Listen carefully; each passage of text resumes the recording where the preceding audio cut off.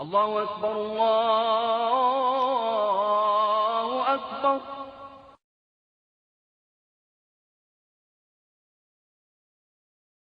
Venons-en au dossier de cette édition consacrée à la décision prise par 30 à 70 000 personnes en France de se convertir à l'islam. Ce sont essentiellement des femmes qui font ce choix. Pour quelles raisons? C'est ce que Pierre Nicolas et Jean-Michel Mier ont demandé à deux d'entre elles. Écoutons leur témoignage.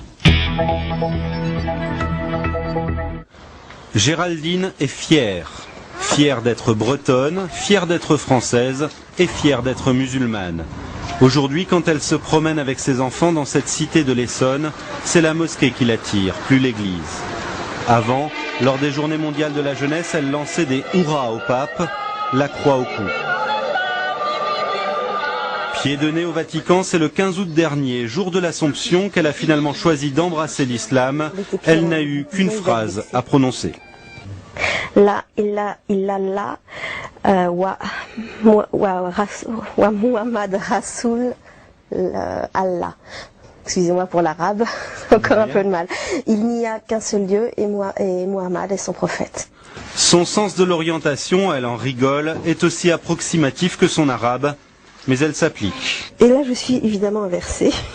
Donc, cette boussole spéciale indique la Mecque. Donc il faut suivre cette direction-là pour la prière.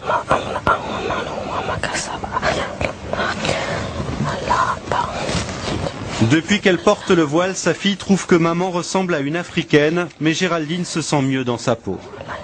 Avant ma conversion, elle me prenait plus pour une femme française facile, etc. On va dire vraiment quelqu'un qu'on va draguer et c'est tout. Depuis que j'ai le voile et que je suis musulmane, je suis une femme qu'on respecte et une sœur. Géraldine l'avoue, elle a besoin de règles et l'islam lui en donne. Par exemple, elle ne touche plus aux bouteilles sur son frigo. Un regret ? C'est plus quand je mange, par exemple, un plat typique qu'on a l'habitude de servir avec un vin rouge, ou même les huîtres que j'ai mangées dimanche sans muscadet, c'était un petit peu tristounet finalement, puis c'est bien passé avec le citron. La conversion de Valérie est plus ancienne. Élève brillante, doctorante, elle a franchi le pas il y a 2 ans. On ne peut pas dire que ses parents ont mal réagi, mais ce n'était pas non plus le fol enthousiasme dans sa famille. Je dirais pas que ça les a intéressés. C'est-à-dire que je pense pas qu'il y ait une personne dans ma famille qui ait lu un livre sur l'islam depuis ma conversion. Ou qui ait fait une quelconque recherche. C'est plutôt arrête de nous saouler avec ça.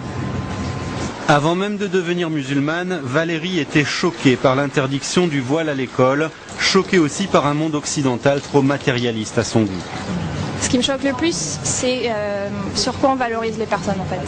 C'est bien si on est compétitif sur le marché, même si on est un peu requin, un peu filou, arnaqueur, c'est pas grave, si on est compétitif, si on sait se vendre, tout est une question de commerce, il n'y a plus que ça.